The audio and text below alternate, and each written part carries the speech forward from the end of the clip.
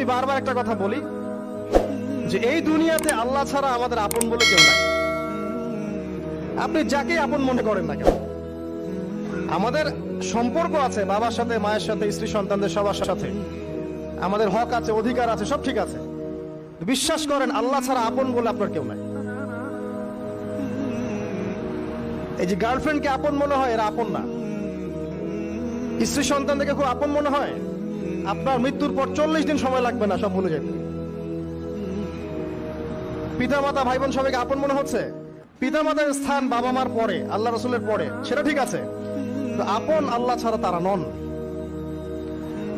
আপনি তাদের মনোভূত ভাবে নিজে প্রতিষ্ঠিত হতে পারবেন না, তারা আপনাকে চিনবে না। বলে সারাটা জীবন তোর পিছনে এত টাকা ঢাললাম, কি করলি? কিছু করতে পারলি না।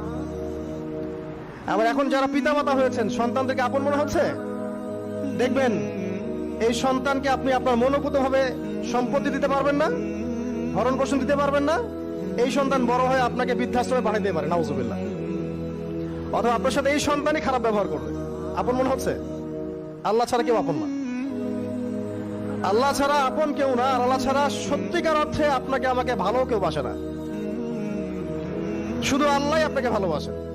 এটা আপনারা হারে হারে উপলব্ধি করবেন যত দিন যাবে ইনশাআল্লাহ। তাই শুধু সেই আল্লাহর জন্যই নিজেকে খালেস করে দেন, আর যার যার হক তাকে তাকে দিয়ে দেন।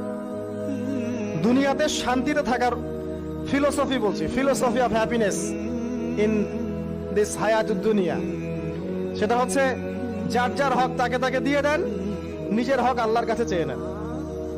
আর দুনিয়াকে আপন মনে করবেন না, আল্লাহ ছাড়া কাউকে আপন মনে করবেন না। আপনি সুখে থাকবেন ইনশাআল্লাহ। দুনিয়ার দাসত্ব করবেন, আল্লাহ ছাড়া অন্য মানুষদেরকে আপন মনে করে নিবেন, দেখবেন আপনি পদে পদে কষ্ট পাবেন।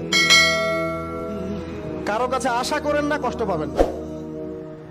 আমি এই প্রসঙ্গে কথাগুলো বললাম যে দুনিয়াকে আপন মনে করতে নাই, আর আল্লাহকে আপন মনে করতে হয়। আল্লাহকে আপন মনে করলে তখন আমার উপর কিছু দায়িত্ব চলে আসে। কি দায়িত্ব? আল্লাহ